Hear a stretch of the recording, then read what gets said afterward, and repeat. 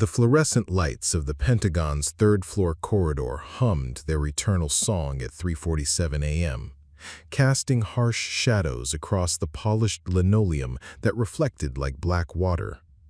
Maria Elena Vasquez moved her mop in practiced figure eights, the rhythm as familiar as her own heartbeat. The wheeled bucket beside her squeaked with each push, a sound that had become the soundtrack to her nights for the past 18 months. In the amber glow of the emergency exit signs, her weathered hands gripped the mop handle with the same precision she'd once used for entirely different tools. The calluses told stories her lips never would, not to the day shift executives who stepped around her as if she were furniture, not to the security guards who nodded politely but never asked her name, and certainly not to her own daughter, who still believed her mother had simply left the military for better opportunities. The building around her held secrets in its walls, conversations that shaped nations echoing through chambers she would clean but never enter as an equal. Yet Maria moved through these halls with a quiet dignity, her shoulders straight, despite the weight of the mop bucket, despite the weight of everything else she carried. Her reflection caught in the darkened windows as she worked. A small woman in her late 50s, gray-streaked hair pulled back in a practical ponytail, wearing the navy blue uniform that marked her as part of the invisible army that kept America's war machine spotless. What the reflection couldn't show was the way her eyes still swept corners with tactical awareness, or how she instinctively positioned herself near exits, or how her left hand sometimes trembled when the building's ventilation system kicked on with a sound too much like helicopter rotors. "Evening, Mrs. V," called James Murphy, one of the few night guards who'd bothered to learn her name. He was young enough to be her son, with kind eyes that reminded her of soldiers she'd known in different circumstances. His footsteps echoed down the corridor as he made his rounds. The jingle of keys and radio chatter followed him like a mechanical shadow. "Good morning, James," Maria replied, her voice carrying the faint trace of an accent that became more pronounced when she was tired. "Quiet night? Always is on this floor," he said, pausing in his patrol. "You know, I've been meaning to ask. My grandfather was in the Navy, serving in Korea. Sometimes the way you move, the way you hold yourself, reminds me of him." Maria's hands tightened imperceptibly on the mop handle. "I remind many people of many things," she said carefully. "Perhaps it is just the way we learn to carry ourselves when we've carried heavy loads." James nodded, sensing the boundary in her words. "Well, you take care. And, Mrs. V, that ring you wear, it's beautiful. Family heirloom?" Her right hand instinctively moved to cover her left, where a simple band caught the hallway light. Most people assumed it was a wedding ring, and she let them. The truth was far more complicated, far more painful, and far more extraordinary than anyone who saw her mopping floors could imagine. "Something like that," she murmured, watching James continue his rounds until his footsteps faded into the building's perpetual hum. Alone again, Maria returned to her work, but her mind drifted as it often did during these solitary hours. The Pentagon never truly slept. There were always lights burning somewhere, always someone making decisions that rippled across oceans.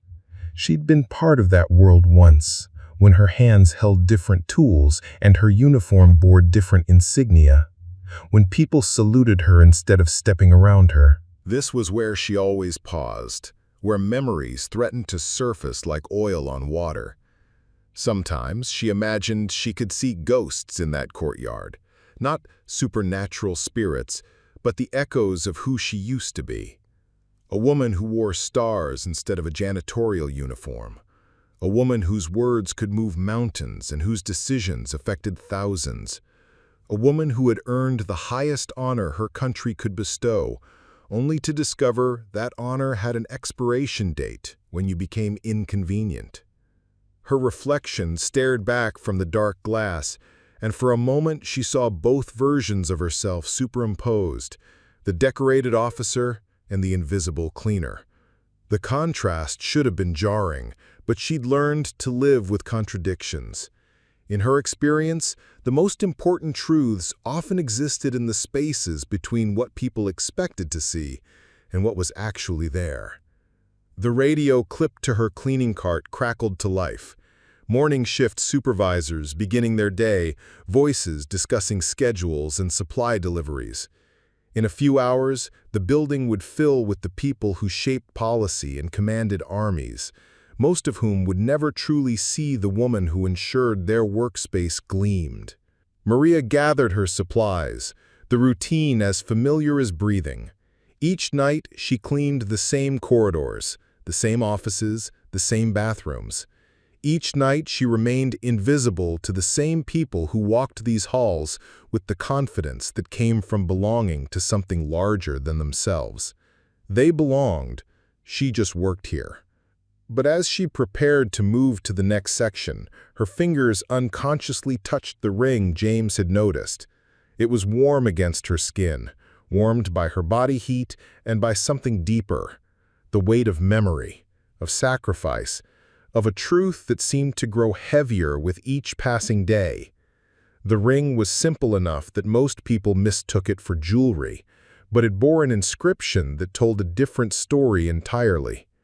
She'd worn it every day for 3 years, through the hearing, through the discharge, through the desperate job search that had led her here.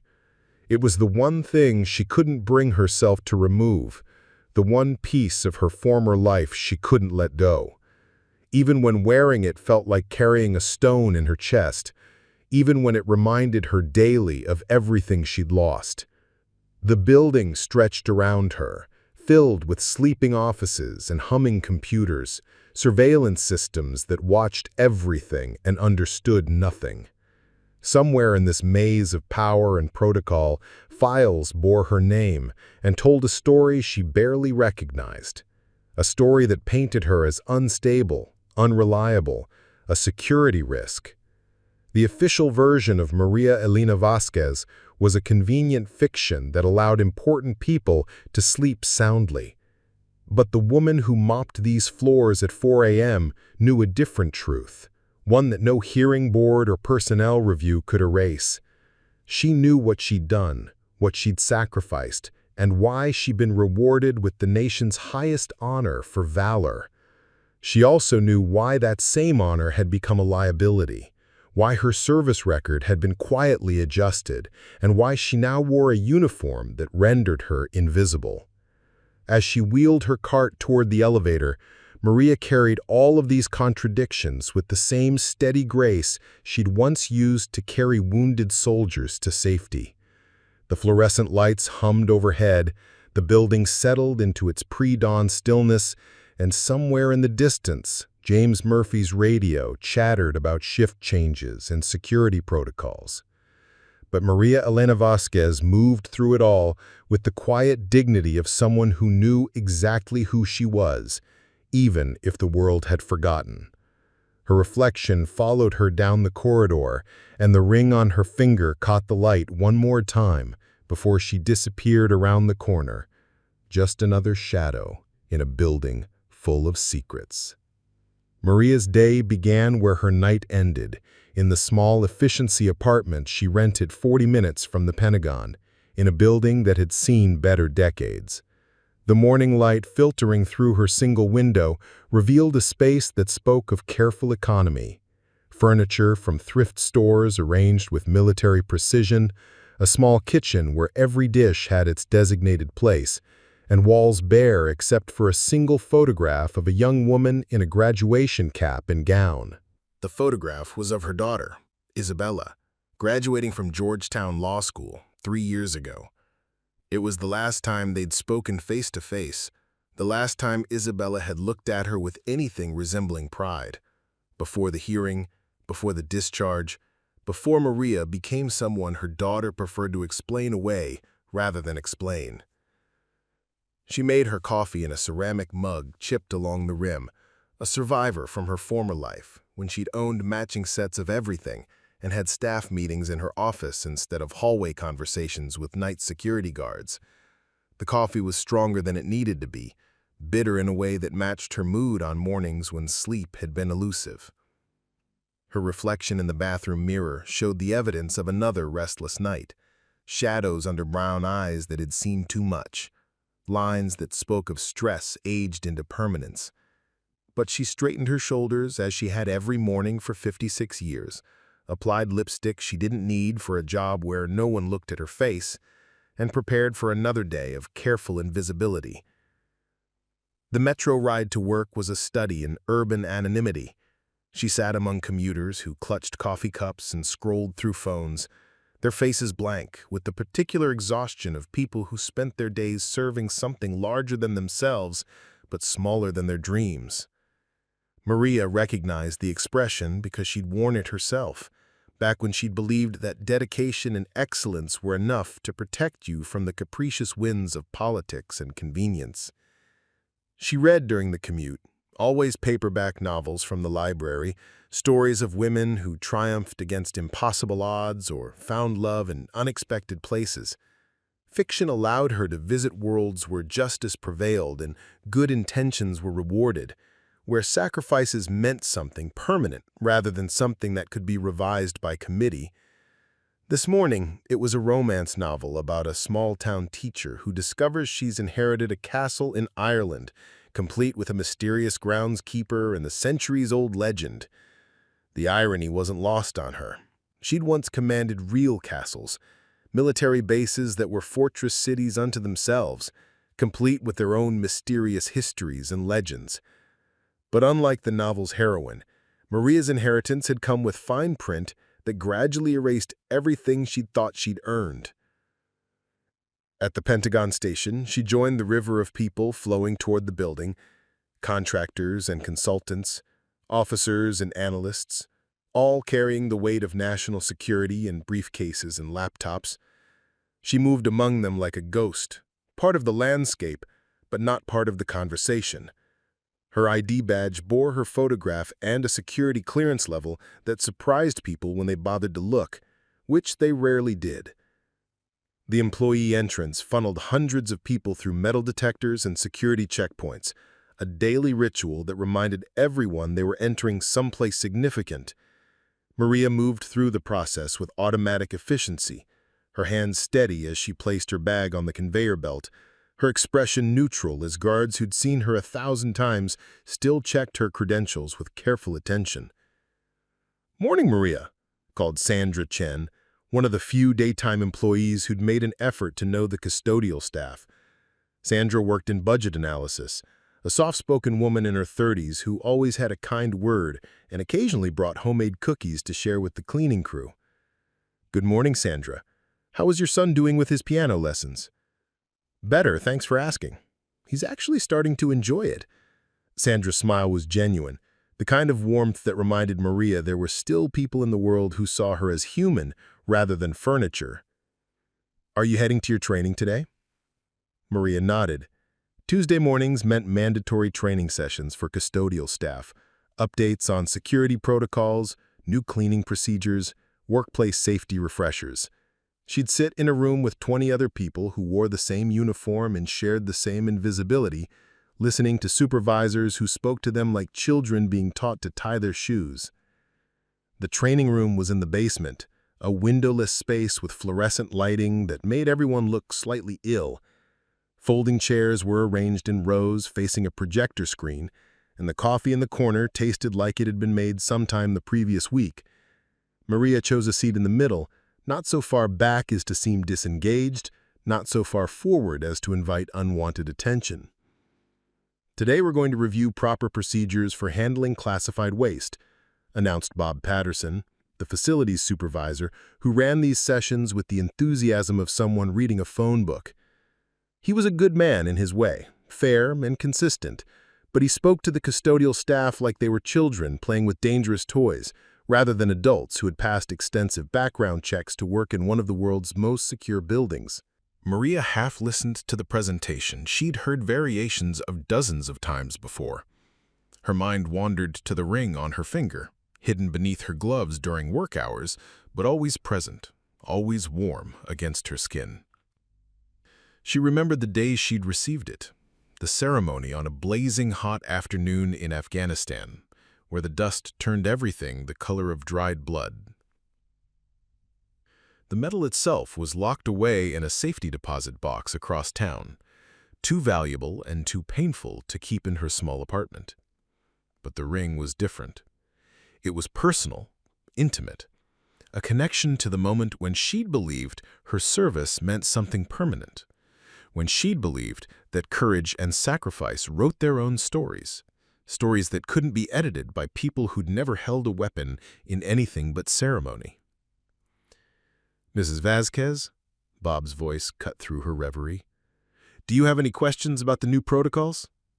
"No, sir," she replied automatically, straightening in her chair. Around her, 20 pairs of eyes briefly focused on her before returning to their own private concerns. She was used to being singled out, not because she was exceptional, but because supervisors liked to test people they suspected of not paying attention. After the training, Maria made her way to the supply closet that served as her base of operations during the day shift. It was a narrow space lined with shelves of cleaning products, mops, and paper towels, but she'd organized it with the same precision she'd once brought to armories and equipment rooms. Everything had its place, and everything was accounted for. The day shift was different from her nighttime routine. During the day, the building pulsed with life.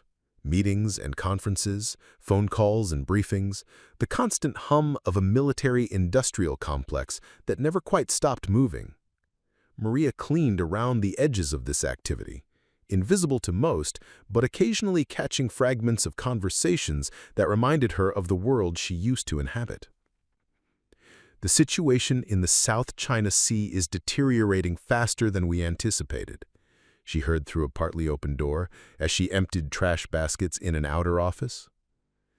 "The senator wants a full briefing by Thursday, complete with casualty projections," drifted from another office where she was replacing paper towels in a private bathroom.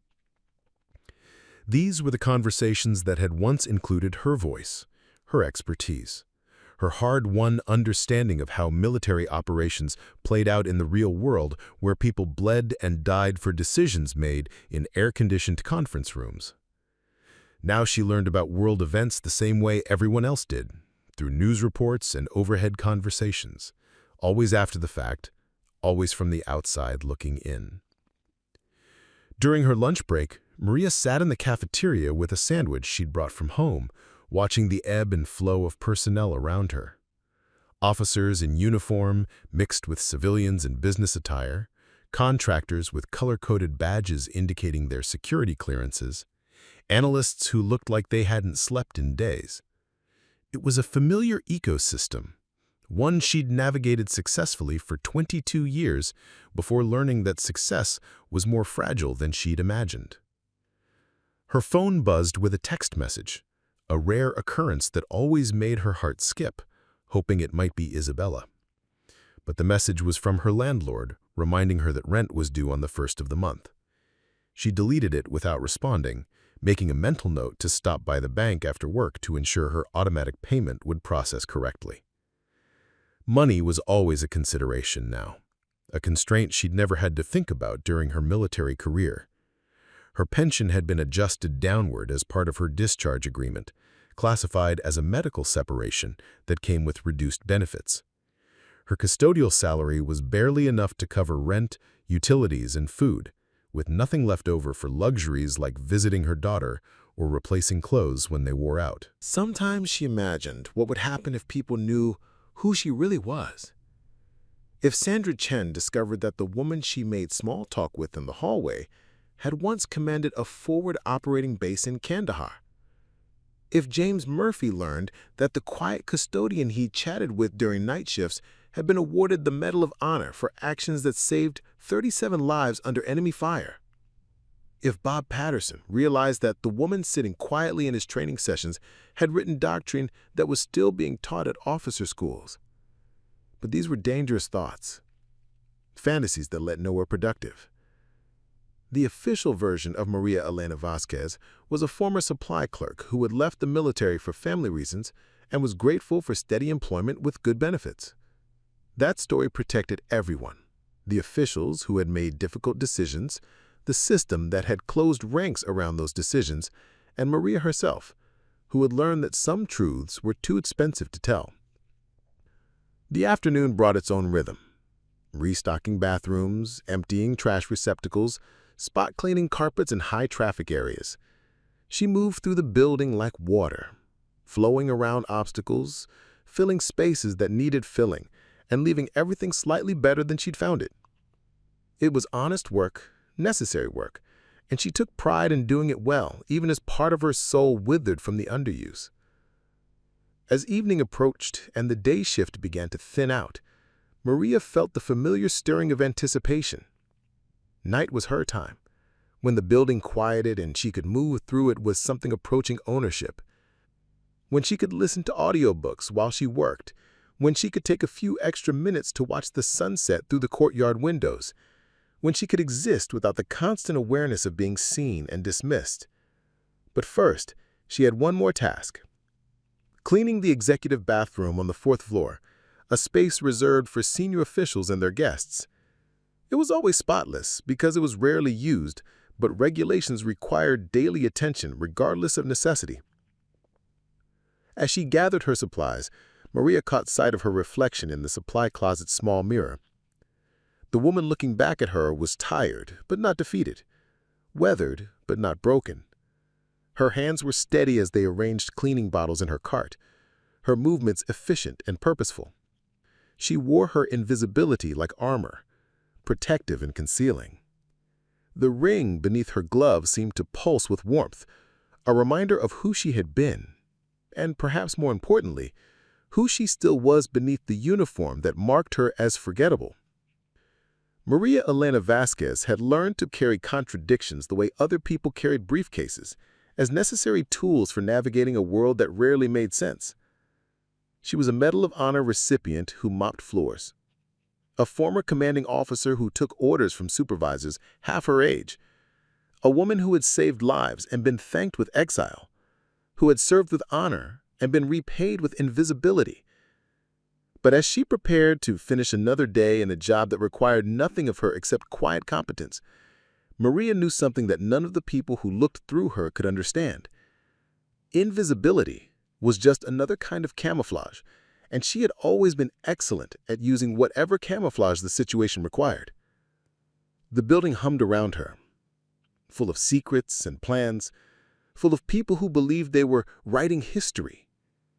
Maria pushed her cart down the hallway, just another shadow among many, carrying her own history in the steady rhythm of her footsteps and the warm weight of metal against her finger. The trouble began on a Tuesday morning in March when Colonel Rebecca Hayes arrived early for a budget meeting and found Maria cleaning the conference room where classified documents had been left on the table overnight.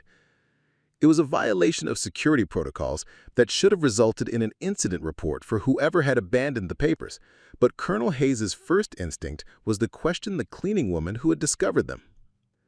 "Did you look at these documents?" Hayes demanded, her voice sharp with the authority of someone who used to being obeyed without question. She was younger than Maria by at least a decade, with the crisp bearing of an officer who had risen through the ranks during peacetime, managing budgets and personnel rather than leading troops under fire. Maria kept her eyes on the documents she was carefully not looking at while she gathered them into a neat pile. "No, ma'am. I found them here when I arrived. My protocol is to secure any classified materials and notify security immediately." "Your protocol?" Hayes's tone suggested the very idea of a janitor having protocols was somehow presumptuous. "How do I know you haven't already photographed these with your phone? How do I know you haven't been stealing information for months?" The accusation hung in the air like smoke, and Maria felt something cold settle in her stomach. She had faced enemy fire with less trepidation than she felt in this sterile conference room, facing an officer who saw her uniform and immediately assumed the worst. "Colonel, I've held a secret clearance for my entire time here," Maria said quietly. My background check was more thorough than most. I would never compromise classified information."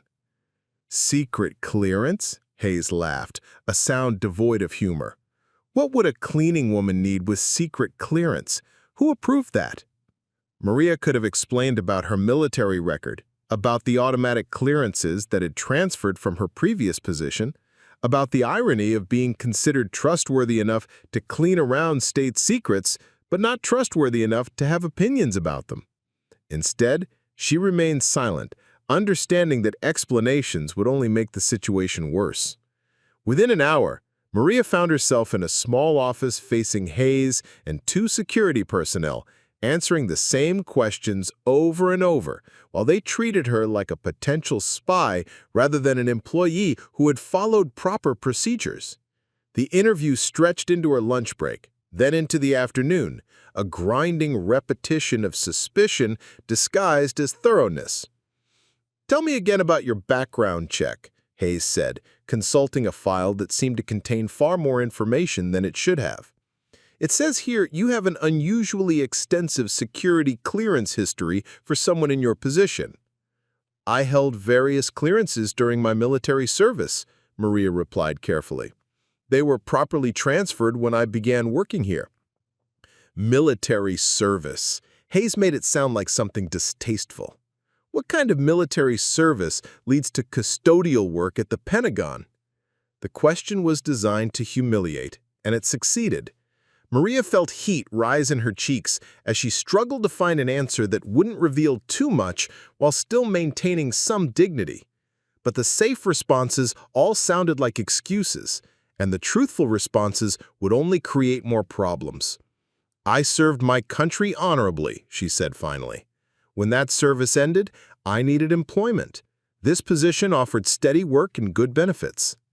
Hayes exchanged glances with the security personnel, and Maria could read the narrative they were constructing. Another military washout, probably with personal problems, possibly with substance abuse issues, definitely with something to hide. The fact that she wouldn't elaborate on her service record only confirmed their suspicions that she had something to be ashamed of. The interview ended with a formal reprimand in her personnel file and a recommendation for enhanced monitoring. She signed the papers because refusing would have meant losing her job, but she left the office knowing that she had crossed some invisible line from trusted employee to potential security risk. Word sped through the custodial staff with the speed of all institutional gossip. By the next week, Maria noticed that her coworkers treated her differently, not with hostility, but with the careful distance that people maintained around someone who might be carrying an infectious disease. They still nodded politely and made small talk about the weather, but the easy camaraderie was gone, replaced by the wariness that came with knowing someone was being watched. The enhanced monitoring manifested in small but constant ways. Her ID badge was flagged for additional screening at security checkpoints. Her work areas were inspected more frequently. Her supervisor, Bob Patterson, began accompanying her on tasks that she had performed independently for 18 months. His presence a constant reminder that her competence was now in question. "Nothing personal," Bob assured her after the 3rd such inspection. "Just following protocols, you understand." Maria did understand, perhaps better than Bob realized. She understood that institutions protected themselves by sacrificing individuals, that reputations could be destroyed by whispers and innuendo, that once you were marked as a problem, every action was interpreted through that lens.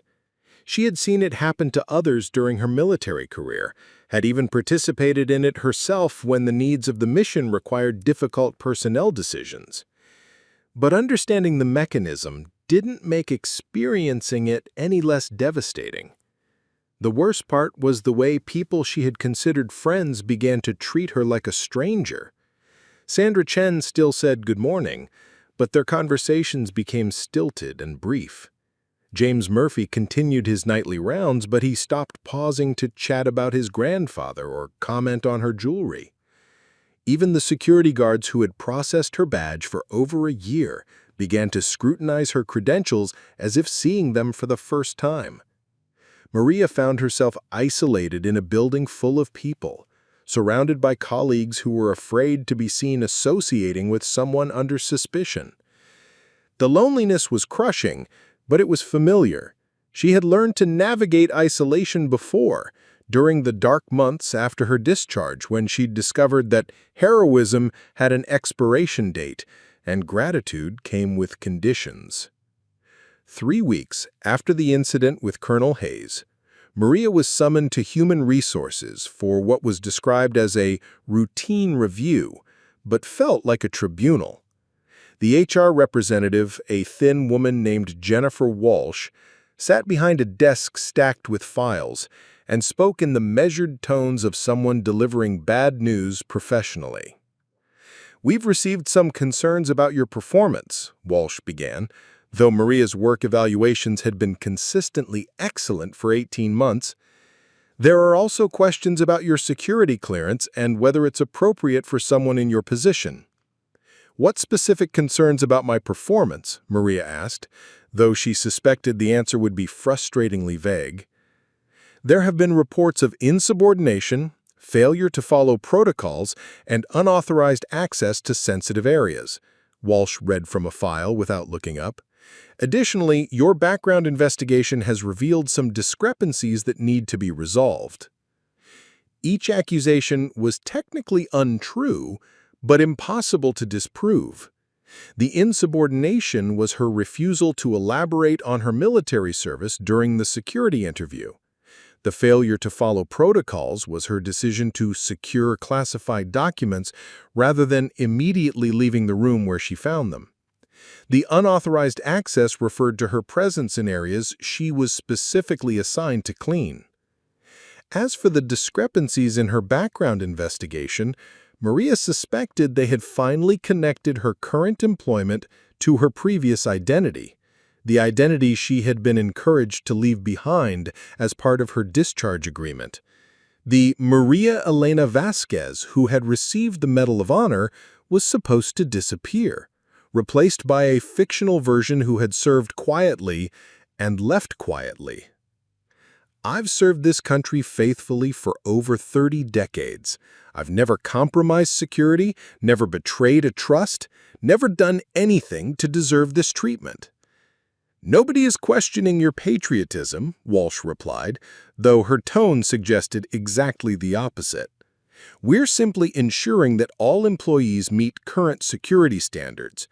Given the sensitive nature of work performed in this building, we have to be extremely careful about potential risks." The phrase "potential risks" hit Maria like a physical blow. She had charged through enemy fire to save wounded soldiers, had made split-second decisions that meant the difference between life and death for dozens of people, and had sacrificed everything she valued to serve her country's interests. Now she was being labeled a potential risk by people who had never faced anything more dangerous than a budget shortfall. "What do you need from me to resolve these concerns?" she asked, though she suspected the answer would be impossible to provide. "We need complete documentation of your military service, including any classified operations you may have participated in, any disciplinary actions taken against you, and any circumstances surrounding your discharge. We also need you to explain any gaps in your employment history and provide references from your previous supervisors." The requests were impossible to fulfill without revealing exactly what she had been instructed never to reveal. Her service record was classified at levels above her current clearance. Her discharge agreement specifically prohibited her from discussing certain operations. Her previous supervisors had been transferred, promoted, or retired, and contacting them would violate the very separation agreement she had signed to protect them. "Some of that information is classified beyond my clearance level," Maria said carefully. "My discharge agreement prohibits me from discussing certain aspects of my service." "Then we have a problem," Walsh said, finally looking up from her files with the expression of someone delivering a verdict. "Without complete documentation, we cannot maintain your security clearance. And without a security clearance, you cannot continue in your current position." Maria felt the walls of the small office closing in around her. She was caught in a perfect trap. She could not keep her job without revealing information she was forbidden to reveal. But revealing that information would violate federal law and likely land her in prison. Her service to her country had become a liability that made her unemployable by that same country. "How long do I have to provide this documentation?" she asked, though she already knew the answer would be insufficient. 2 weeks, Walsh said, closing the file with finality. "After that, we'll have to initiate termination proceedings." Maria left the HR office feeling like she was walking underwater, every step requiring enormous effort. The hallways that had become familiar over 18 months now felt alien and hostile, filled with people who saw her as a threat rather than a colleague. She had faced combat, faced injury, faced the deaths of people she cared about, but she had never felt as defeated as she did walking back to her supply closet with 2 weeks' notice echoing in her ears. That evening, after her shift ended and the building had settled into its nighttime quiet, Maria sat in the courtyard where she sometimes ate lunch. The memorial benches were empty, the carefully maintained landscaping invisible in the darkness, except where security lights created small pools of illumination. Above her, windows glowed in the Pentagon's massive structure, each one representing someone who belonged there in ways she apparently never would. She pulled out her phone and stared at Isabella's number for a long time before finally typing a message. "I might be losing my job. Could we talk?"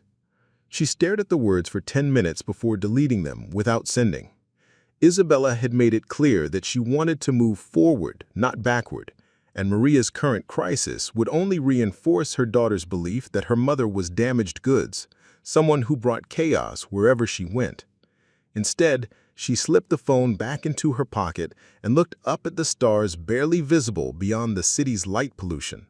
Somewhere in this vast building were files that contained the true story of Maria Elena Vasquez, the story of a supply convoy ambush in Afghanistan, of a commanding officer who had refused to abandon her wounded, of a desperate firefight that lasted 14 hours and left 37 soldiers alive who should have been dead. That story included her Medal of Honor citation, her promotion to colonel, and her assignment to an elite task force that had conducted operations she still could not discuss. It also included the incident that had ended her career, not a failure of duty or courage, but a moment of conscience that had put her at odds with powerful people who preferred their heroes to be silent and compliant. The ring on her finger seemed heavier than usual as she sat in the darkness, carrying the weight of recognition she could never claim and achievements she could never discuss. She had become a ghost haunting the very institution she had served, invisible and unwelcome, carrying secrets that made her dangerous to the people who had created those secrets. Tomorrow she would return to work and continue the routine that had defined her life for 18 months. Cleaning floors that were walked by people who made decisions that affected millions, emptying trash baskets that contained the debris of strategies and policies, existing on the margins of conversations that had once included her voice. But tonight, sitting alone in the courtyard of the Pentagon with 2 weeks' notice and nowhere to go, Maria Elena Vasquez allowed herself to remember who she had been before she learned that heroism was conditional and honor was a luxury that some people couldn't afford to keep. The revelation began with something as simple as a dropped glove. Maria was cleaning the 5th-floor executive corridor at 2:30 a.m. on a Thursday in April when her left glove caught on the corner of a desk and tore, leaving her hand exposed as she reached for a wastebasket behind a chair. The ring, simple, worn, but unmistakably bearing the distinctive star pattern of the Medal of Honor, caught the light from a desk lamp that someone had left burning. "Excuse me," a voice said from the doorway. "I think you dropped something." Maria turned to find a man in his 60s standing in the entrance to the office, wearing the rumpled clothes of someone who had been working late. His silver hair was disheveled, his tie loosened, and his eyes held the particular exhaustion that came from carrying weight beyond his years. She recognized him vaguely, one of the senior advisors who worked irregular hours and treated custodial staff with polite indifference. "No, sir," Maria said, quickly pulling the torn glove back over her hand. "I didn't drop anything." But Thomas Brennan, she could see his nameplate on the desk behind him, stepped closer, and his eyes had focused on her left hand with the intensity of someone who had spent a lifetime noticing details others missed. He had been a Marine colonel before transitioning to civilian defense work, and he recognized military bearing the way a musician recognized pitch. "That ring," he said quietly. "May I ask where you got it?" Maria's heart hammered against her ribs, but her voice remained steady. "It was my father's," she lied, the story she had prepared for exactly this situation. "He served in Vietnam." Thomas nodded slowly, but his eyes never left her face. There was something about the way she held herself, the automatic straightening of her spine when addressed by an officer, the precise way she arranged her cleaning supplies even while conducting a conversation. These were habits ingrained by years of military discipline, not traits typically found in civilian custodial workers. "Your father must have been quite a soldier," Thomas said carefully. "That's not a ring you see very often." "He was proud of his service," Maria replied, turning back to her work in hope of ending the conversation. But Thomas remained in the doorway, studying her with the persistent attention of someone solving a puzzle. "What did you say your name was?" "Maria Vasquez. I work the night shift." She kept her responses short, professional, and unrevealing. "Maria Vasquez," Thomas repeated thoughtfully. "And you've been working here for how long?" 18 months, sir." 18 months. Something in his tone made Maria pause her cleaning and look at him directly. His expression had changed, becoming more focused, as if pieces of information were clicking into place. "Maria Elena Vasquez." The use of her middle name hit her like a physical blow.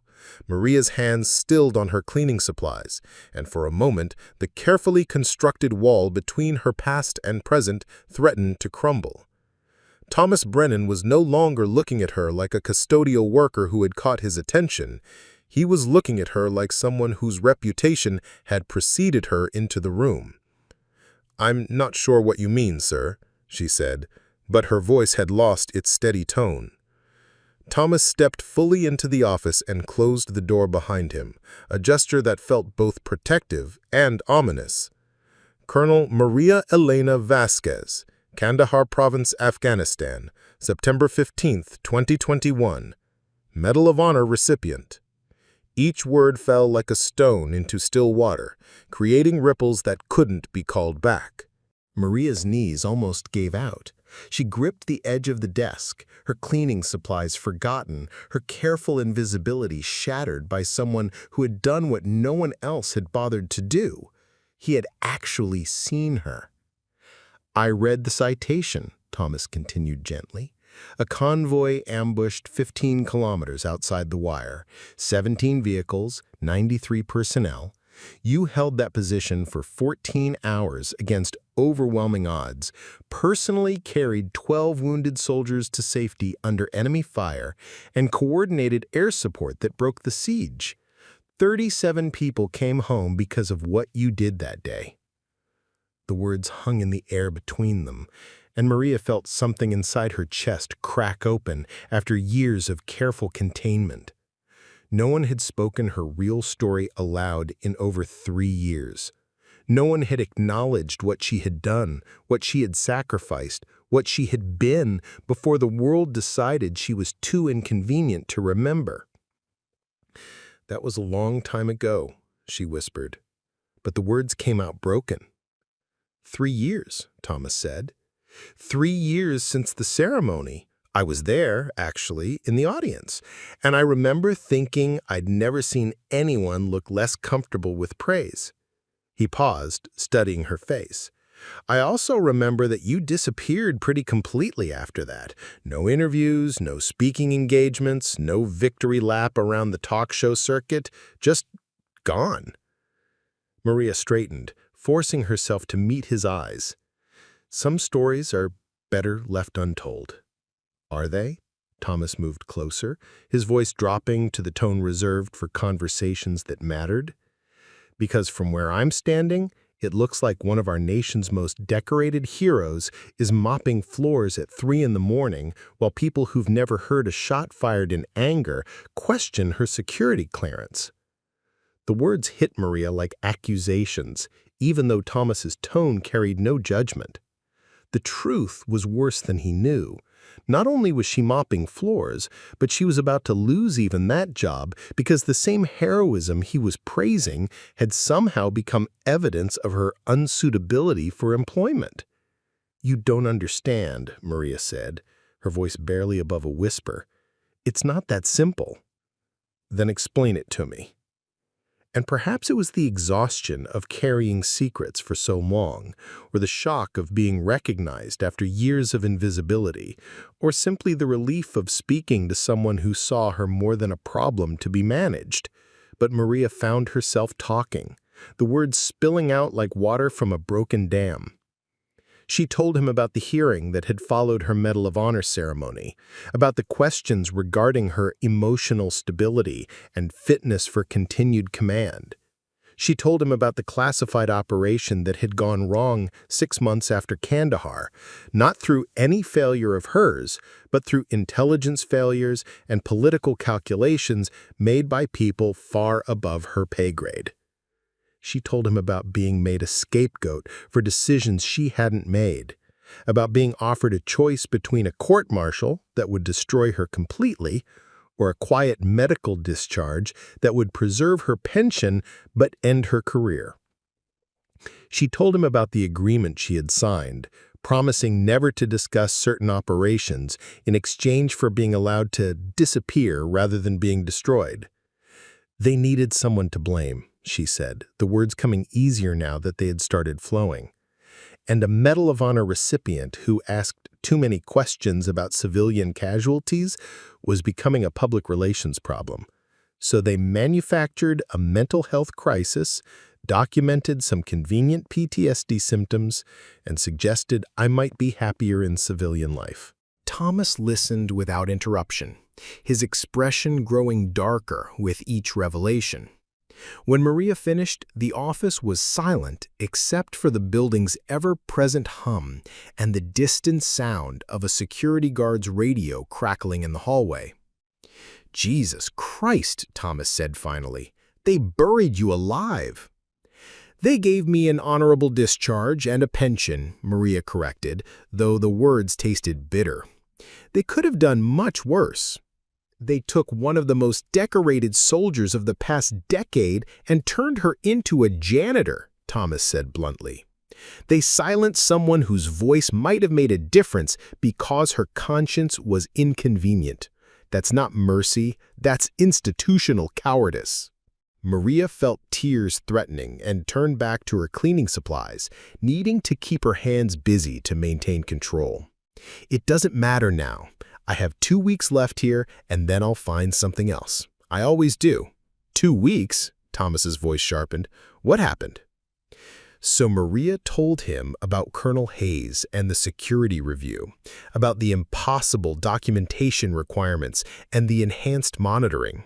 She told him about being treated like a potential spy for following proper security protocols, about being marked as a risk because she couldn't explain her background without violating the very agreements that had allowed her to survive her discharge. "They're going to fire me for being who I am," she said with bitter humor, "and I can't defend myself without breaking federal law. It's almost elegant in its cruelty." Thomas was quiet for a long moment, and when Maria looked at him, his expression had shifted into something harder and more determined. "What if you didn't have to defend yourself alone?" "What do you mean?" "I mean, what if someone else told your story, someone who wasn't bound by discharge agreements or security clearances?" Thomas pulled out his phone and scrolled through his contacts. "I know people, Maria, people who remember what integrity looks like, people who care more about doing the right thing than covering their asses." "No," Maria said quickly. "You don't understand. If this gets out, if people start asking questions, it won't just hurt me. There are others involved, good people who were following orders or trying to make impossible decisions. I won't be responsible for destroying their careers. Even if it means sacrificing your own? Especially then." Maria's voice was firm with conviction.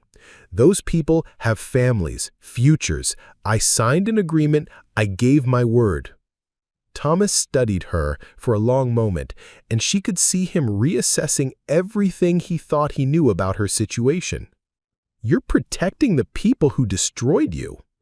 "I'm keeping my word to the institution I served for 22 years, even if that institution doesn't remember serving me."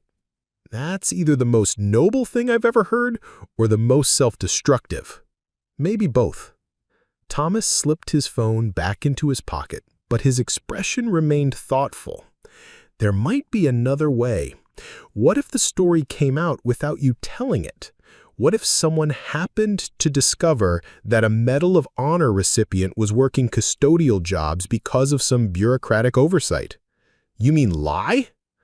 I mean, tell a version of the truth that protects everyone who needs protecting while ensuring you get the recognition you deserve.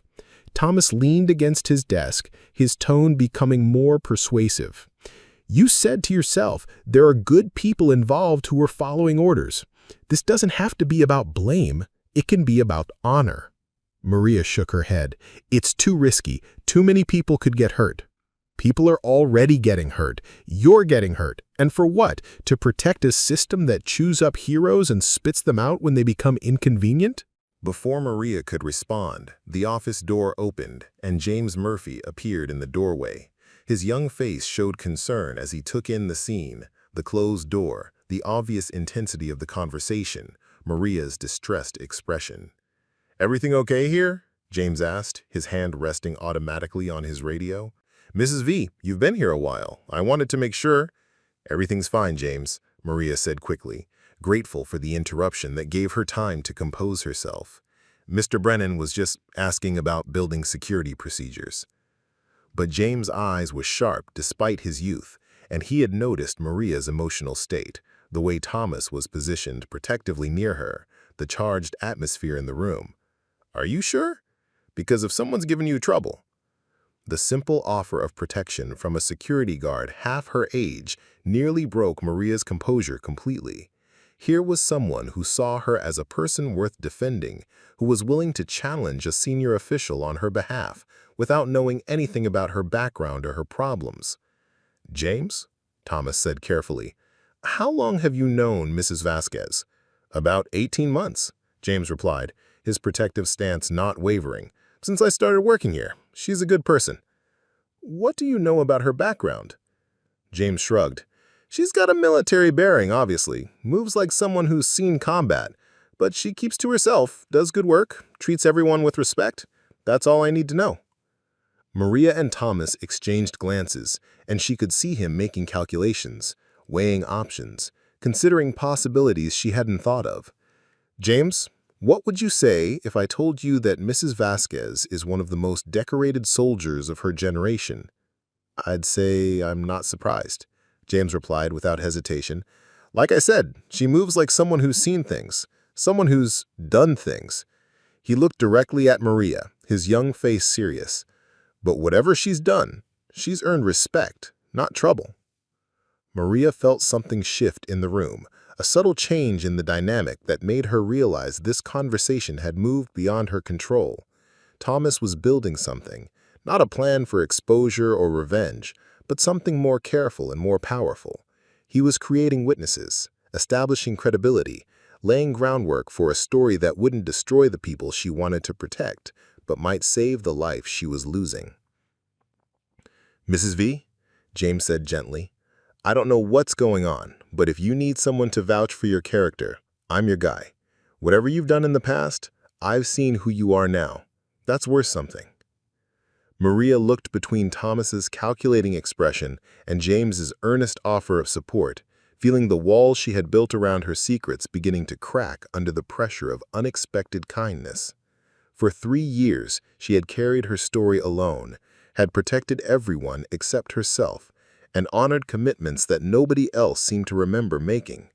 But standing in that office at 3 a.m., surrounded by 2 men who saw her as someone worth defending rather than someone to be managed, Maria Elena Vasquez began to consider the possibility that maybe, just maybe, there was another way to be honorable. If we do this, it has to be done right. No one gets hurt who doesn't deserve it. No one's career gets destroyed because they were following orders or trying to do their jobs. Thomas nodded slowly. Agreed. But Maria, you deserve better than this. You deserve to be seen for who you are, not hidden away like some embarrassing secret. People might ask questions. There might be investigations, congressional hearings. There might be justice. There might be accountability. There might be a reminder that heroes don't become inconvenient just because their stories are complicated. Maria looked down at her hands, at the ring that had started this entire conversation, at the cleaning supplies that represented everything her life had become. Then she looked at James, who was waiting patiently for her decision, and at Thomas, who was offering her something she had thought was lost forever, the chance to be herself again. "What did you have in mind?" she asked, and with those words, Maria Elena Vasquez began the long journey back from invisibility. The plan Thomas Brennan developed was as elegant as it was careful. Rather than exposing Maria's story through dramatic revelation or public confrontation, he chose the methodical approach of someone who understood how institutions actually worked. It began with a simple personnel inquiry submitted through proper channels, asking why a Medal of Honor recipient was working in custodial services and whether her security clearance review was being conducted according to standard protocols. The inquiry landed on the desk of General Patricia Morrison, Deputy Chief of Staff for Personnel, who had spent 30 years in the Army and remembered Maria's citation ceremony. Morrison had been a colonel then, sitting in the audience while a president she personally disliked pinned the nation's highest honor on a soldier who had saved 37 lives through sheer force of will and tactical brilliance. "Find out everything about this situation," Morrison told her aide after reading Thomas's carefully worded inquiry, "and I mean everything. Who authorized the security review, who's been asking questions about her clearance, and why nobody thought to mention that we have a Medal of Honor recipient mopping our floors." The investigation that followed was swift and thorough, conducted by people who understood the difference between following proper procedures and conducting a witch hunt. Within a week, Morrison had a complete picture of Maria's situation, the impossible documentation requirements, Colonel Hayes's unfounded accusations, the systematic harassment disguised as enhanced security protocols. More importantly, Morrison discovered the truth about Maria's discharge and the circumstances that had led to it. The classified files painted a picture of institutional failure rather than individual misconduct, showing how a decorated officer had been sacrificed to protect people whose decisions had led to civilian casualties in an operation that should never have been approved. "This is unconscionable," Morrison told Thomas during a private meeting in her office. "We took one of our most distinguished officers and turned her into a scapegoat for political convenience.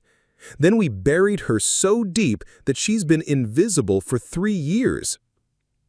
"Can it be fixed?" Thomas asked. Morrison was quiet for a moment, considering the complexities involved.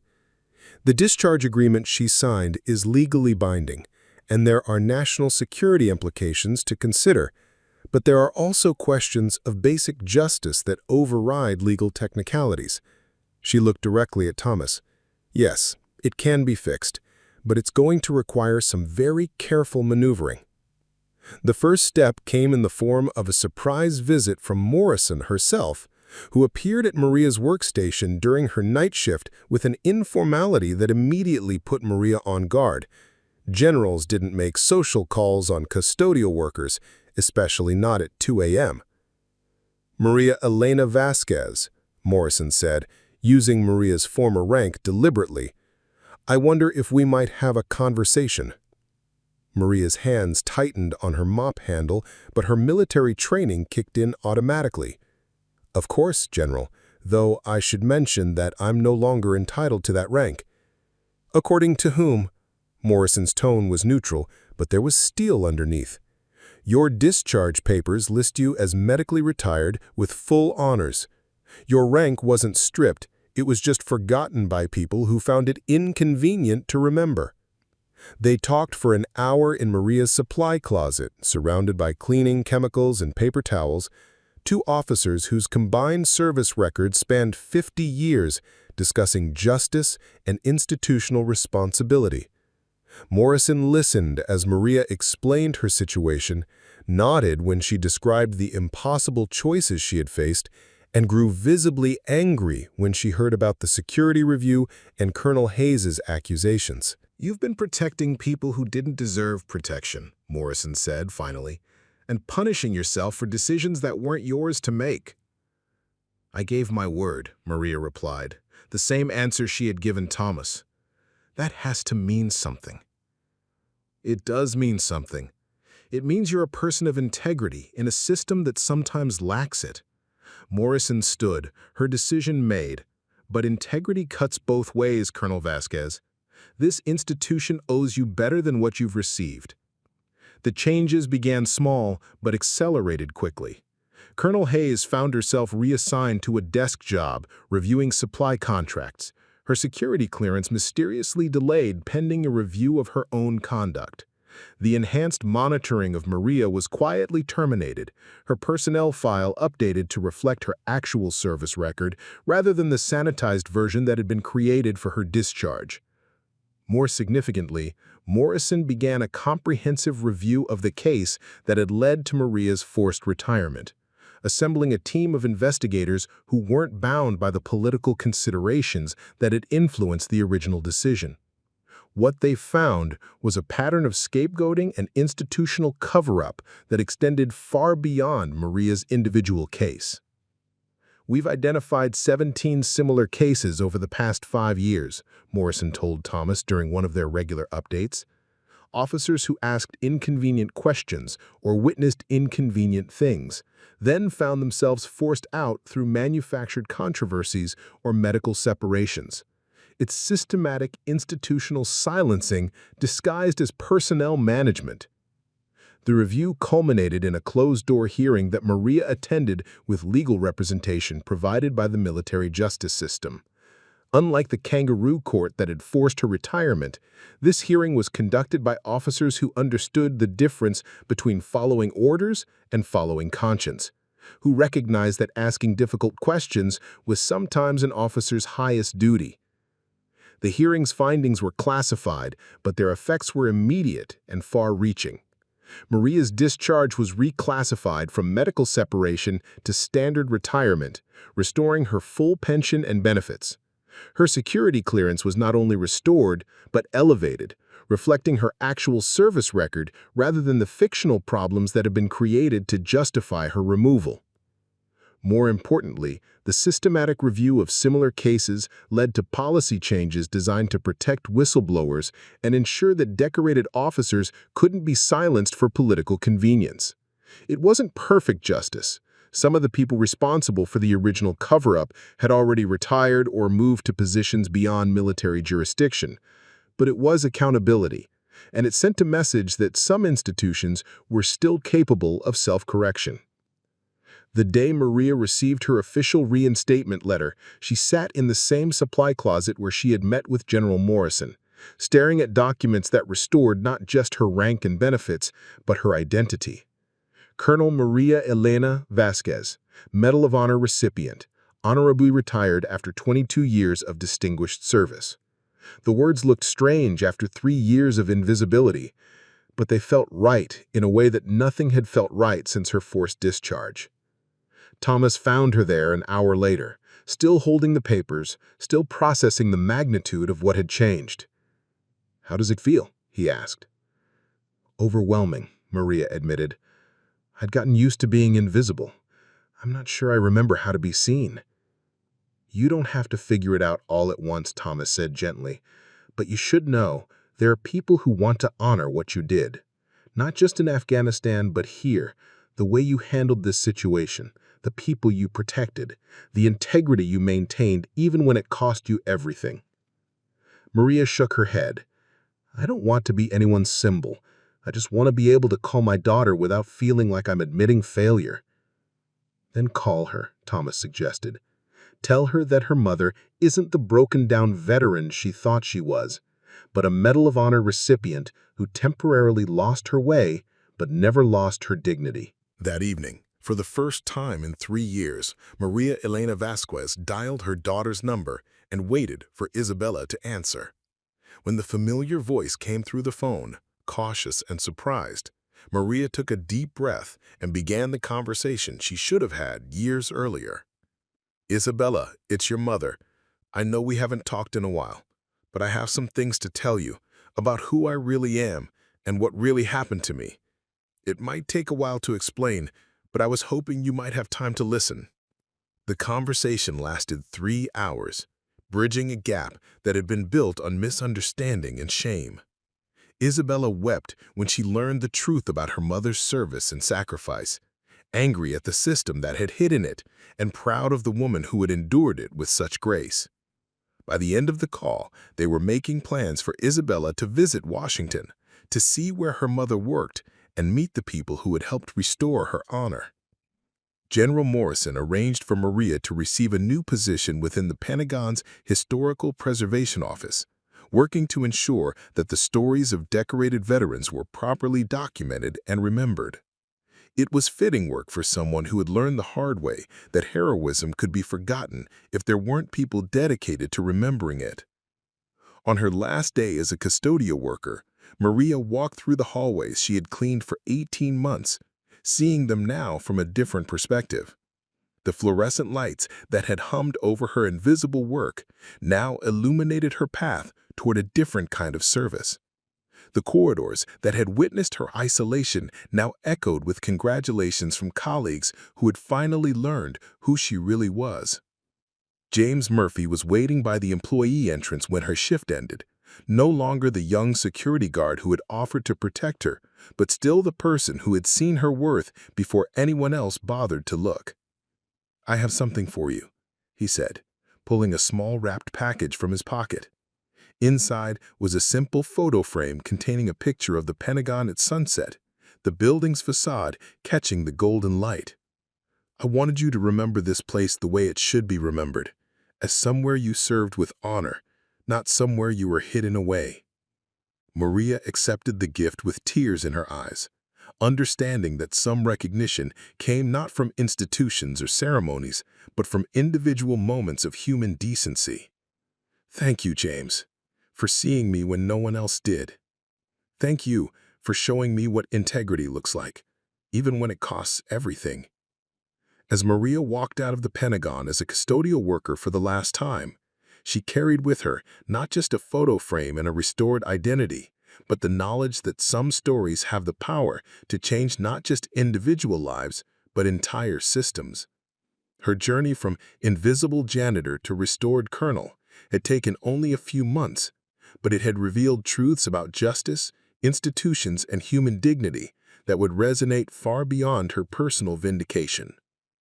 The ring on her finger, warm with the same steady heat it had carried for 3 years, now felt different, not like a burden or a reminder of loss, but like a symbol of persistence rewarded and honor restored. Colonel Maria Elena Vasquez was no longer invisible, no longer hiding, no longer protecting people who had never protected her.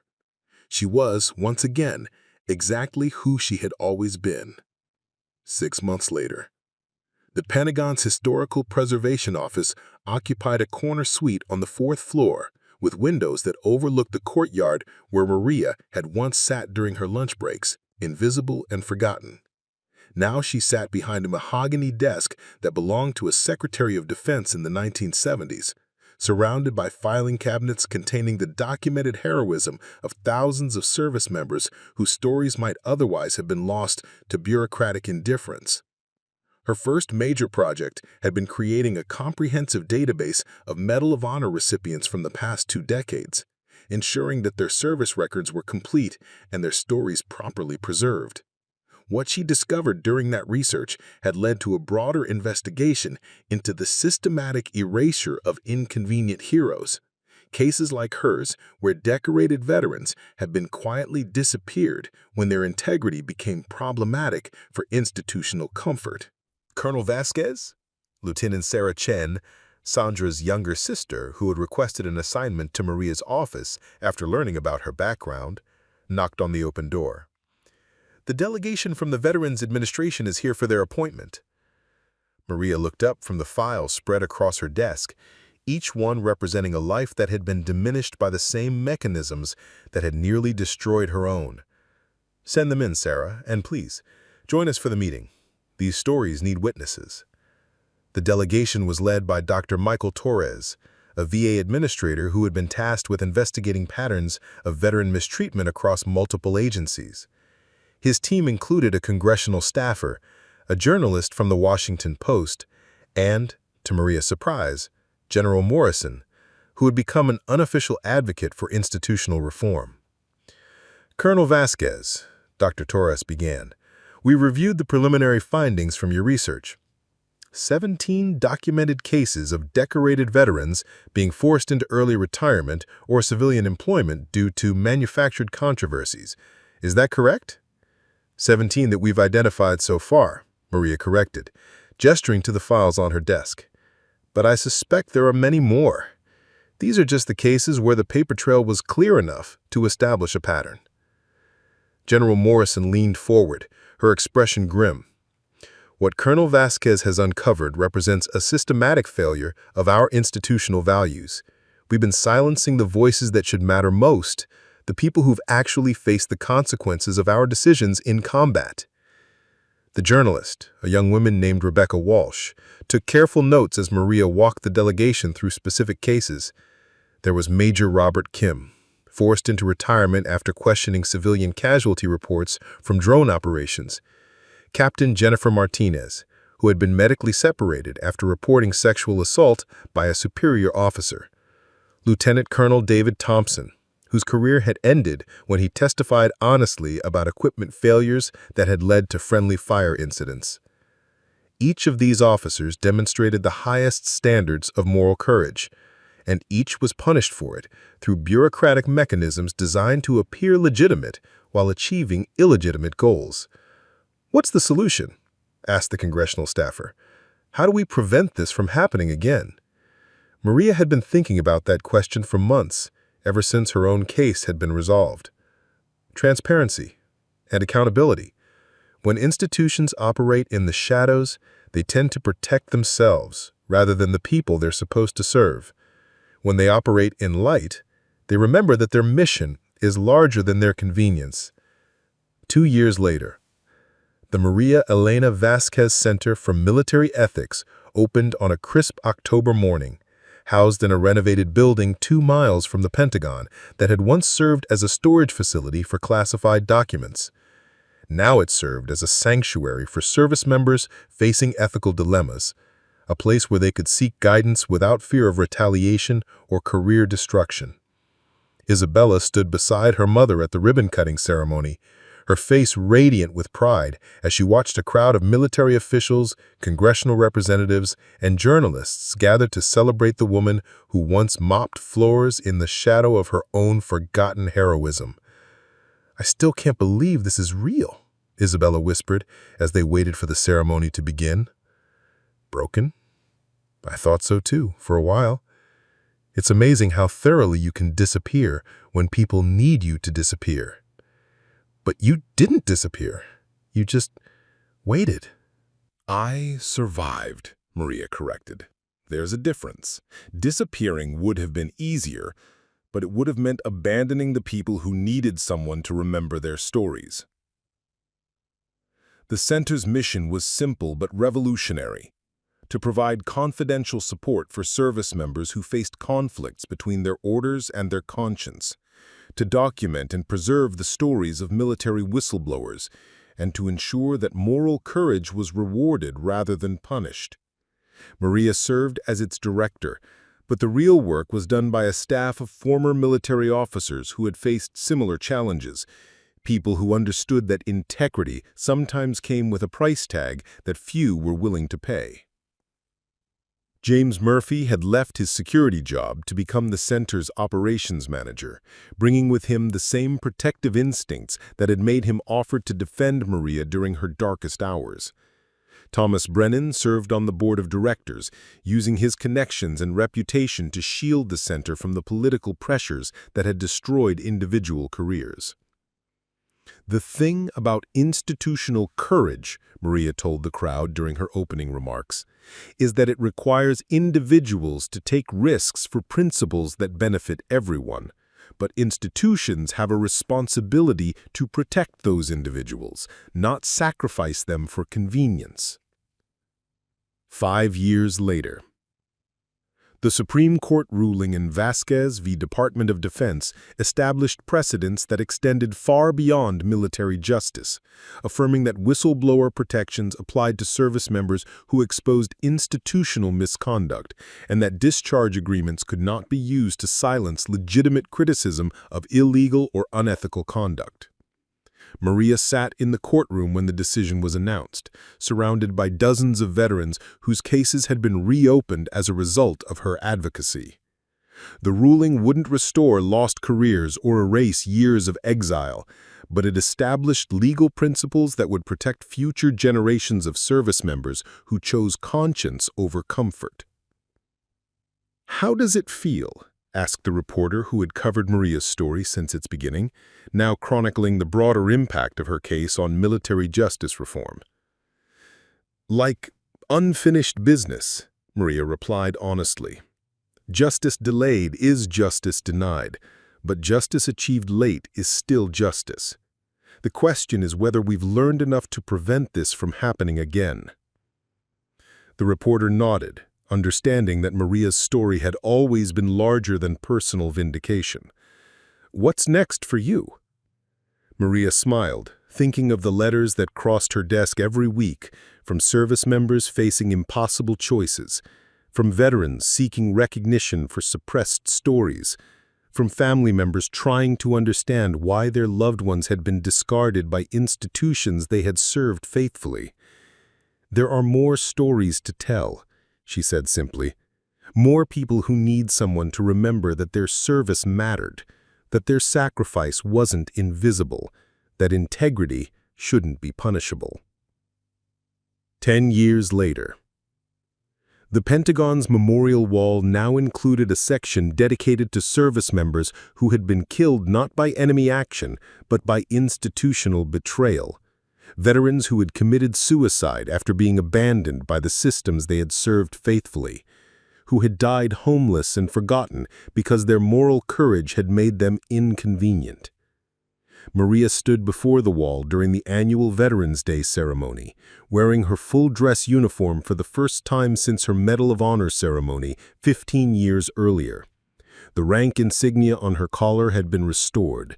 The ribbons on her chest told the complete story of her service, and the ring on her finger no longer felt like a secret shame, but like a symbol of persistence rewarded. "Colonel Vasquez?" a young voice said behind her. She turned to find a fresh-faced lieutenant, barely out of officer training, holding a manila envelope with nervous hands. "I was hoping I could speak with you about something I witnessed during my deployment that my commanding officer says I should forget about." Maria studied the young officer's face, seeing in it the same moral uncertainty she had faced decades earlier when she had first discovered that following orders and following conscience were sometimes incompatible choices. "Lieutenant," she said gently, "why don't we walk over to my office and discuss whatever's troubling you? And bring that envelope. Whatever's in it probably shouldn't be forgotten, regardless of what anyone else has told you." As they walked together across the courtyard where Maria had once sat in invisible isolation, she reflected on the strange circularities of justice and redemption. She had been a colonel who became a janitor, who became a colonel again. But more than that, she had been a person who learned that some stories were too important to remain untold, regardless of the personal cost of telling them. The young lieutenant beside her carried his own story, his own moral dilemma, his own choice between comfort and conscience. In helping him navigate that choice, Maria would continue the work that had begun when a night security guard noticed her ring and a senior advisor decided that heroes shouldn't be invisible. Behind them, the Pentagon rose against the evening sky, its windows glowing with the lights of people making decisions that would affect millions of lives. Some of those decisions would be wise, some would be necessary, and some would be terrible mistakes that required moral courage to expose and institutional integrity to correct.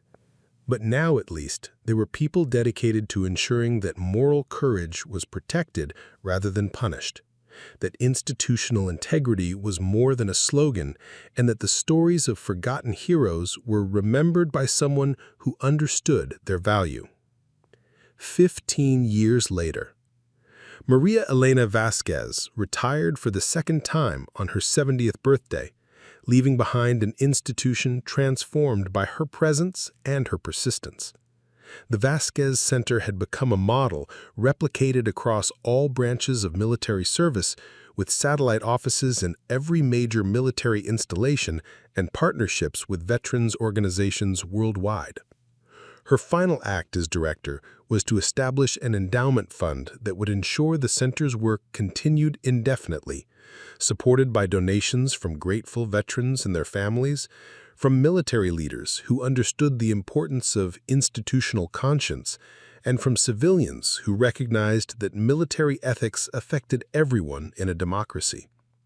The retirement ceremony was held in the same Pentagon corridor where Maria had once mopped floors at 3 a.m., invisible to the people whose decisions shaped the world.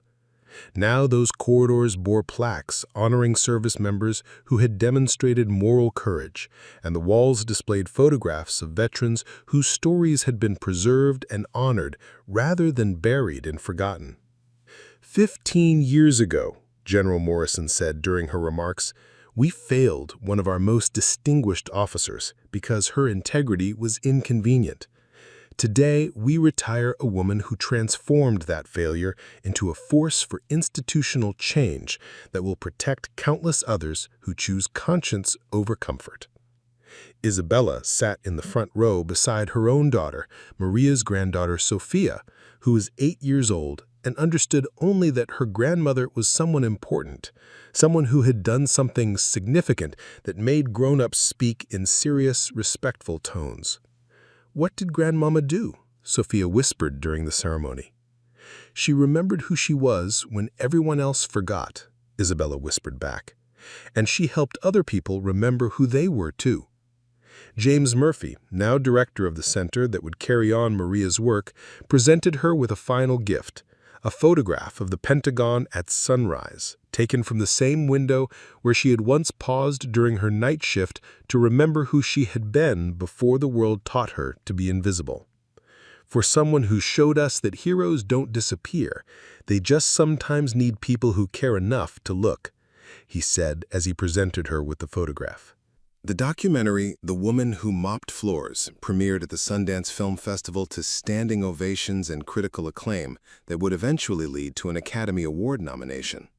Directed by Sofia Vasquez, Isabella's daughter, who had grown up hearing stories of her grandmother's journey from invisibility to recognition, the film traced the broader implications of institutional courage and the price paid by individuals who choose conscience over convenience. Maria, now 75 and dealing with the physical challenges that came with age and a lifetime of service, watched the premiere from her retirement home in Virginia, surrounded by friends who had shared her journey from exile to redemption. The film was dedicated to her memory. She had passed away 6 months earlier during a spring morning when the cherry blossoms around the Pentagon were in full bloom. Her funeral had been attended by hundreds of veterans whose stories she had preserved, whose causes she had championed, whose moral courage she had protected. The ceremony was held at Arlington National Cemetery, where she was buried with full military honors in a section reserved for Medal of Honor recipients. The inscription on her headstone was simple: Colonel Maria Elena Vasquez. She remembered when others forgot. But her true memorial was the institution she had left behind, a network of centers and advocates dedicated to protecting military personnel who chose integrity over institutional convenience, who understood that some truths were too important to be buried in classified files or discharge agreements. In her final interview, recorded just weeks before her death, Maria had been asked what she wanted people to remember about her story. "I want them to remember that visibility is a choice," she had said, her voice still strong despite her physical frailty. "Institutions depend on individuals choosing to see what matters, to speak when speaking is difficult, to stand when standing comes with consequences. I was invisible for a while because people chose not to see me. I became visible again because someone chose to look." The interviewer pressed further, asking about the personal cost of her journey, the years of exile, the sacrifices she had made for principles that others had abandoned. "The cost was real," Maria had acknowledged. "I lost years with my daughter, lost the career I had built, lost the identity I thought was permanent. But I learned something more valuable than what I lost. I learned that who you are isn't determined by how others see you, but by how you choose to see yourself." She had paused then, looking out the window of her retirement home toward the distant lights of Washington, where the Pentagon still hummed with activity, where people still made decisions that shaped the world, where new generations of service members still faced the eternal choice between comfort and conscience. "I want people to know that heroes aren't born. They're made by the choices they make when no one is watching. And sometimes, when everyone stops watching, the choice to remain heroic becomes the most important choice of all." 25 years later, the Maria Elena Vasquez Foundation had grown into an international organization with chapters in 12 countries and partnerships with human rights organizations worldwide. What had begun as a response to military injustice had evolved into a broader movement dedicated to protecting institutional whistleblowers, preserving suppressed histories, and ensuring that moral courage was recognized and rewarded rather than punished and forgotten. Sofia Vasquez, now a documentary filmmaker and human rights advocate in her own right, stood before the United Nations Human Rights Council delivering a speech that her grandmother would have been proud to hear.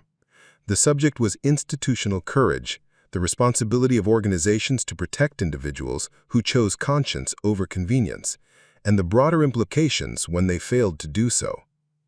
"My grandmother spent 3 years mopping floors in the Pentagon while wearing the ring of a Medal of Honor recipient. She was hidden in plain sight, rendered invisible by a system that found her integrity inconvenient. But her story wasn't unique. It was simply the one that finally got told." The Foundation's research had identified similar patterns in corporations, universities, healthcare systems, and government agencies around the world. Individuals who had tried to expose wrongdoing only to find themselves marginalized, discredited, or eliminated. The mechanisms varied by culture and institution, but the fundamental dynamic remained consistent. When conscience conflicted with convenience, conscience usually lost. But my grandmother's story also shows us that invisibility is not permanent, Sofia continued, that institutions can change when enough people choose to see what they've been trained to ignore, that heroes don't disappear, they just sometimes need people who care enough to look. In the audience, Isabella Vasquez Chen, she had taken her husband's name but kept her mother's as well, listened with the pride that comes from witnessing principles transformed into practice. She now served as the Foundation's legal director, using her Georgetown law degree to draft legislation protecting whistleblowers and advocating for transparency in institutional decision-making. Beside her sat James Murphy, now in his 50s and serving as the Foundation's executive director, still carrying the same protective instincts that had led him to offer shelter to a custodial worker he barely knew. His hair was gray, his face lined with years of difficult work, but his eyes still held the same earnest determination that had made him willing to challenge authority on behalf of someone he saw as worthy of protection. 30 years later, the Pentagon Museum's newest exhibit opened on the 30th anniversary of Maria Vasquez's Medal of Honor ceremony, telling the story of institutional courage and the price paid by individuals who chose principle over pragmatism. The centerpiece was a recreation of the supply closet where Maria had worked during her years of invisibility, complete with the mop bucket, cleaning supplies, and small mirror where she had seen both versions of herself reflected back.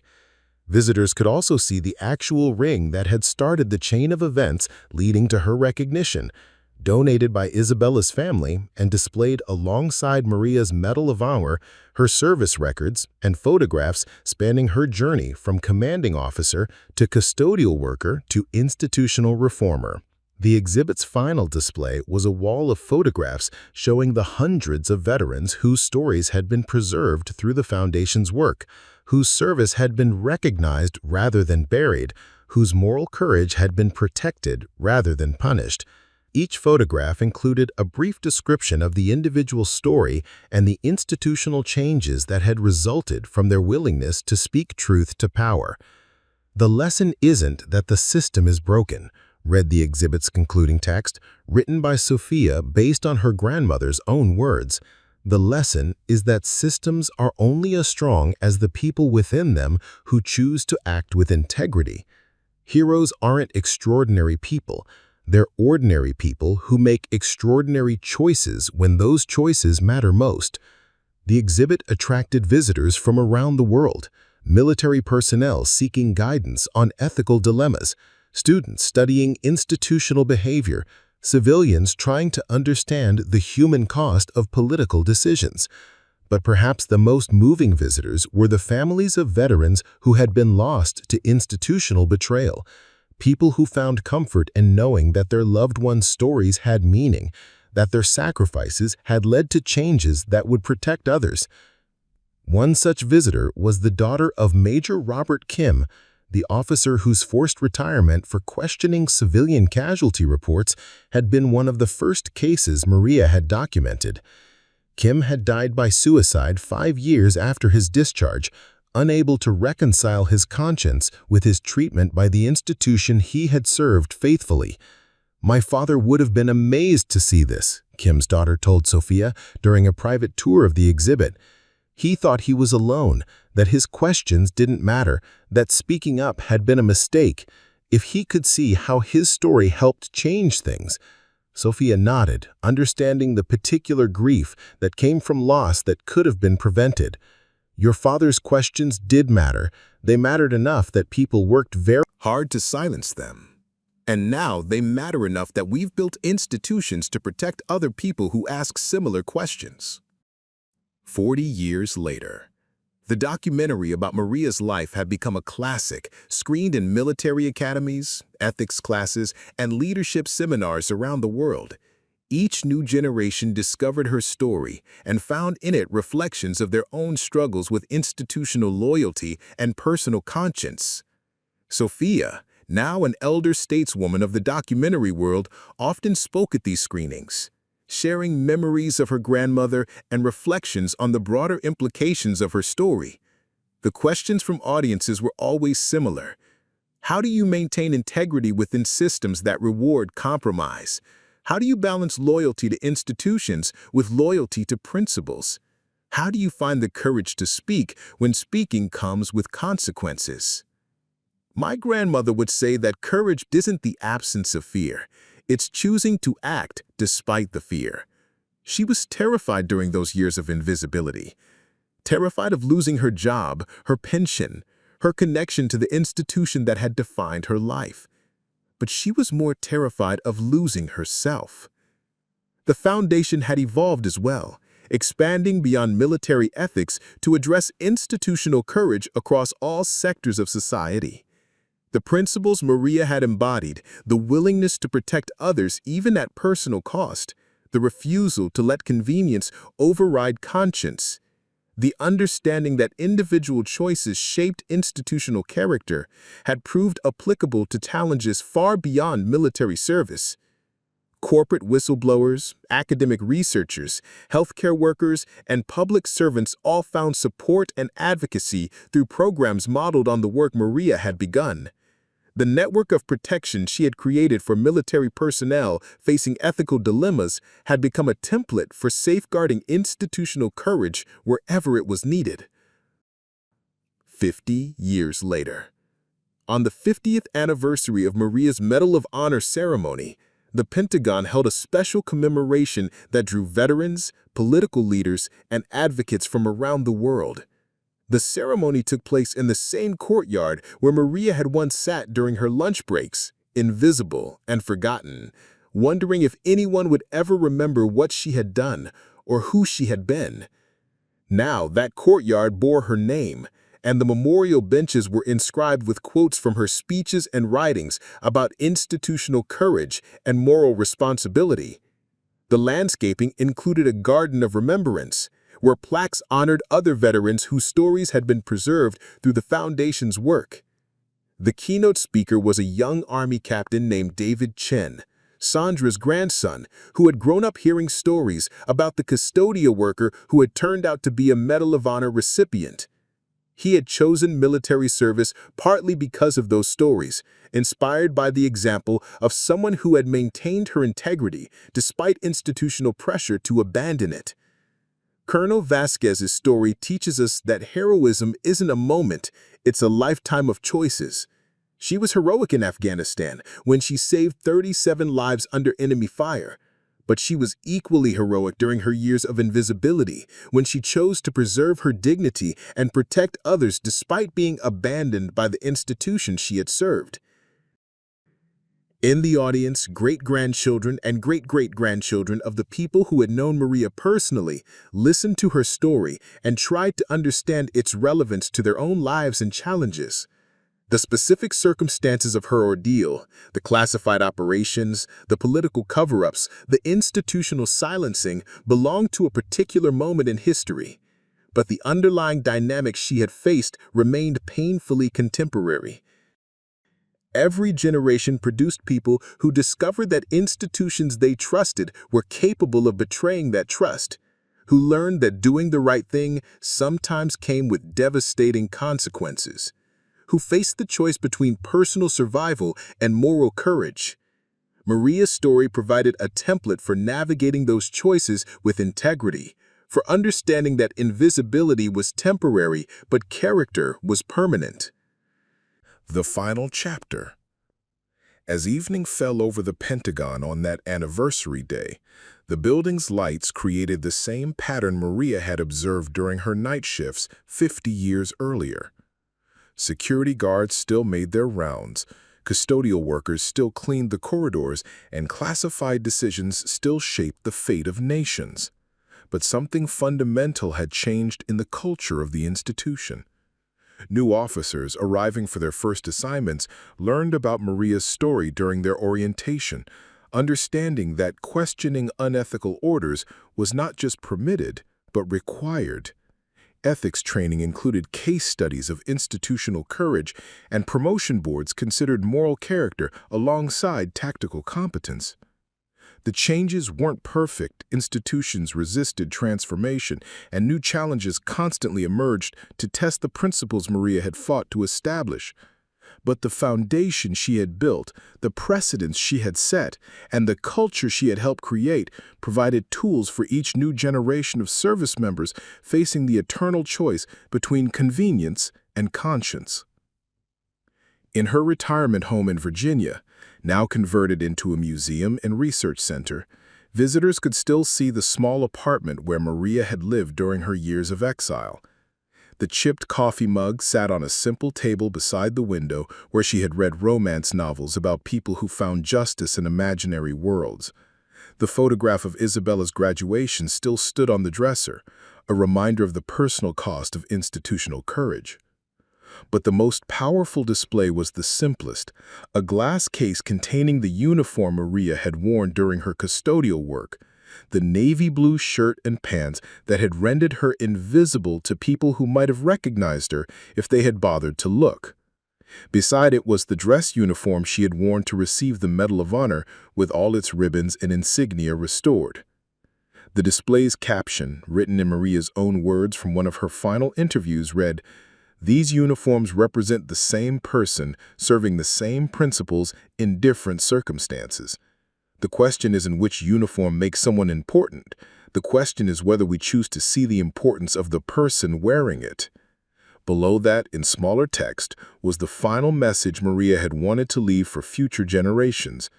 Visibility is a choice we make about others, but dignity is a choice we make about ourselves. Choose to see, choose to act. Choose to remember that heroes don't disappear. They just sometimes need people who care enough to look. And at the very bottom of the display, in the elegant script that had become the Foundation's motto, were the words that had concluded every speech Maria had ever given about institutional courage. Some stories are too important to remain untold. Some people are too valuable to remain invisible. Some principles are too precious to abandon for convenience. The museum closed each evening at sunset, but the motion sensor lights in Maria's memorial display remained active throughout the night, illuminating her story for security guards making their rounds, for custodial workers emptying trash baskets, for anyone who happened to pass by and choose to look. Because in the end, that was the lesson Maria Elena Vasquez had taught the world. That heroes don't disappear when we stop looking for them. They're still there, still serving, still choosing courage over comfort, still waiting for someone who cares enough to see them.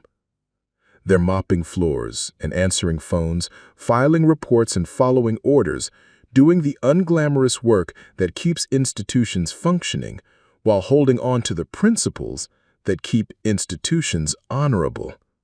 They wear the rings and carry the scars of their service, visible to anyone who bothers to notice, invisible to everyone who doesn't. The question isn't whether heroes exist among us. The question is whether we choose to see them before it's too late, whether we recognize their worth while they're still with us, whether we create institutions that protect their conscience instead of punishing their courage. Maria's story provided the answer.